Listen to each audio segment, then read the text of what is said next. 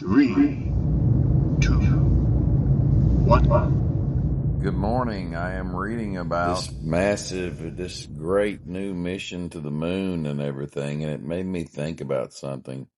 You know, there's a lot of people who are skeptical about all of this, right? And I admit I am one of them. And they talk about down here, in this article I'm reading, that I get, they talk about the Van Allen belts. There it is. Let's see if I can mark it. The Van Allen belts, the two massive zones of high-intensity radiation surrounding Earth. These computers are hardened against it. They're talking about this is an area that they had to fly through, right, to get to the moon, supposedly. What I would like to see, so they can prove to us, why don't they just come here on Earth and get on TV and have an independent company put them in a box or, a room that sways from the temperatures we're told out in space and around that area and all that radiation, and put them in their little suits and actually apply that much radiation in that room and actually apply those swings in temperature in that room. And then if they can walk out in their little suits or whatever, in whatever environment they created to go through all that, out of a room that we can watch on film, on video, live, then I may believe that they actually did all that. But I have never, if we have stuff like that invented for space, why isn't somebody making millions of dollars on using that technology here on Earth?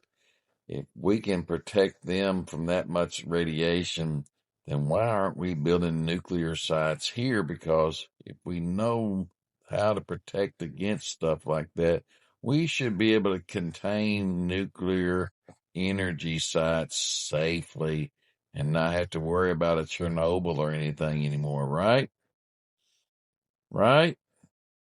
If you agree, please, or if you don't agree, please make a comment below, because I would like to hear your thoughts about it. I think that's a great idea. They need to come back, and we need to put them into a special room, and we can show live, since we can't really see it happening there. They say they're out there in space, and there's people, all these the conspiracy theorists that say they didn't go and all these different things. And we can put all that to rest.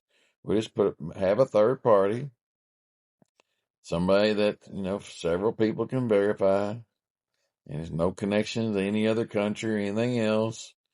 Put them in that room and put them to the test with those many swings from, like, I think negative 200 to positive 200 in temperature. That would be impressive itself, in their little suits and things that NASA supposedly has built to help with that. So we can get them in that, and then if we can put them in a room where we can apply that much of radiation that's in the Van Allen belts, that will be awesome. And we can just prove to everybody that we have the capabilities, and why somebody isn't making millions and millions of dollars using that technology here on Earth is beyond me, because they used everything else supposedly, and that's why the missions are so great, because all this technology for our phones and everything else that, works so great. I can't make phone calls over to Missouri to my family very often because it drops signal, but that's beside the point. That's just an anomaly, I'm sure. But all that, and if our government's paying for it, it's okay if we have to pay $1,200 for a phone or whatever, because we've paid for it essentially with our tax dollars, all this technology. But, why not pay for it again? Let's buy and send money everywhere else, to help other people out, but we don't have to get anything out of it, right?